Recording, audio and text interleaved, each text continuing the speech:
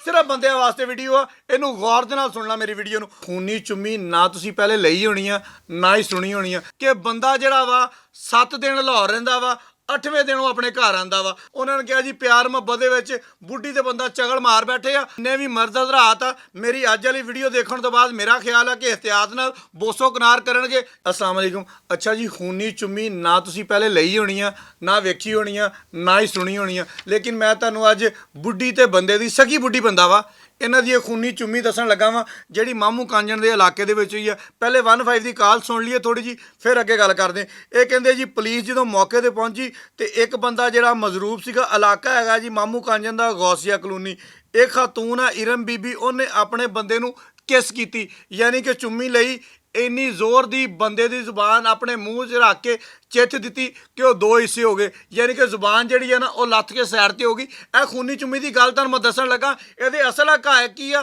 असल गल की आ असल बात की आ यह भी तुहानूं मैं दस्सांगा। लेकिन पहले पुलिस रिपोर्ट जी है ना वह आप पढ़ के तुहानूं सारिਆਂ ਨੂੰ दस दईए। वह भाई साहब मजरूब हो गए यानी कि वहदी जुबान जो लत्थ गई उन्हें फौरी तौर पर हस्पताल पहुँचाया गया। हस्पताल दे विच दोनों के लवाहकीन आ गए बुढ़ी दे भी आ गए बंदे दे भी आ गई। उन्होंने कहा जी प्यार मुहब्बत दे विच बुढ़ी ते बंदा चगल मार बैठे आ जरा ज़्यादा प्यार मुहब्बत कर बैठे आ जिहदे नाल जुबान जिहड़ी आ वो 2 हिस्से हो गई आ। लिहाजा ऐसी कोई कानूनी कार्रवाई नहीं करवाना चाहते। फिर असी पुलिस जराए तो अपने जराए तो खबर जी उन्होंने इकट्ठी करना शुरू किया कि एक इंटरस्टिंग चीज़ आ अपने नाज़रीन नूं दसनी चाहिए क्योंकि जिन्ने भी मर्द हज़रात आ मेरी अज वाली वीडियो देखने तो बाद मेरा ख्याल है कि एहतियात नाल बोसो कनार करनगे जिदा खुले अगे हो जाते सी उन जना होणगे। ज़ाहिर बात आ बुढ़ियां अगर जबाना वड़ वड़ के सैड ते मारनगियां तो फिर तुसी की करोगे ना यही कुछ करोगे कि इन्हां चीज़ों नूं एहतियात ना करोगे। सिर्फ बंदे वास्ते वीडियो आ इनू गौर दे नाल सुन ला मेरी वीडियो नूं। होया की है जनाबे वाली मेरे जराए कहंदे आ कि बंदा जिहड़ा वा 7 दिन लाहौर रहिंदा वा 8वें दिन वो अपने घर आंदा वा। फिर ये खलवत दे विच चल जांदे खलवत दे विच चल जांदे लेकिन फिर जो जलवत दे विच आंदे आ ते फिर जनाबे वाली वो बीबी जिहड़ी आ बंदा जिहड़ा वा ये अपने होश ते हवाश दे उपर काबू नहीं रख पांदे ते जज्बाती हो जांदे आ। जज्बाती हो के ते बुढ़ी जिहड़ी आ वो दंदी वाड़ दिंदी आ।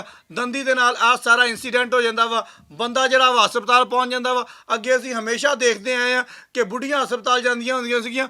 ਇਹ सारी सूरत हाल ਨੂੰ देखते आए हैं मैनू एक नसीबो लाल का गाना याद आ रहा वा लेकिन वो गाना अगर मैं गावांगा या लावांगा तो जारी बात है सोशल मीडिया के उपर ना वायलेशन आ जाती है। वो नसीबो लाल वाला गाना तुसी आप सुन लेना।